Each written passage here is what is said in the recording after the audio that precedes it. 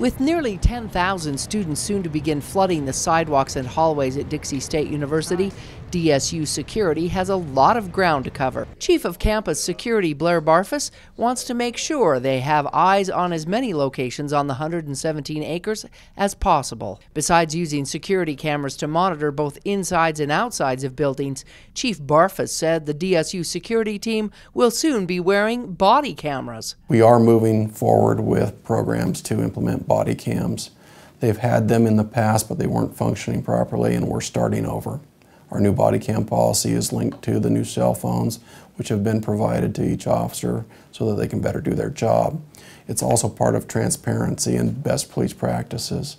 We want to be in line with national standards. We want to be accountable to those that we serve and protect, showing that what we do is the right thing, the reasons why we do things, the way we do them, and we want to show that our officers, whether it's a traffic stop or whether it's just contacting students in the library, that we're professional, that we're approachable, and that we're here to serve and protect them. The body cameras will be synced to all new cell phones that have been purchased for the department. We've purchased all new cell phone numbers, and implemented those throughout the police department, not only so that we can be more accessible, but also so we can start utilizing the technology with body cams and other things needed for our police department. While campus security is available daily, Chief Barfuss said it's important for people to understand that in an emergency, students, staff, or faculty will still need to call 911 for help. So if you need a Dixie State police officer, regardless of time of day, and it's an emergency situation, always call 911. If a Dixie State police officer isn't the closest, they will send a St. George officer to assist, and then Dixie State police will show up and take over the case investigation.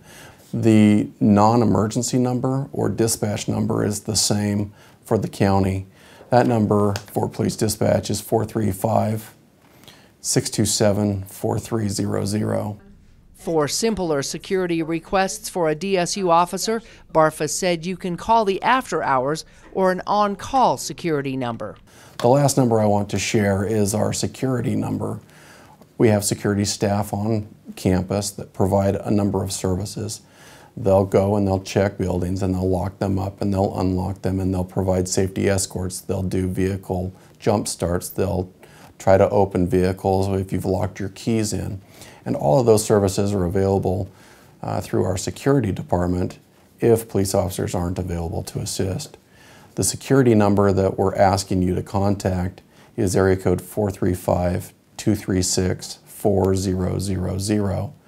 That security number is held and maintained by security from approximately 9 a.m. until 10 p.m., maybe even until 2 a.m. depending on the days.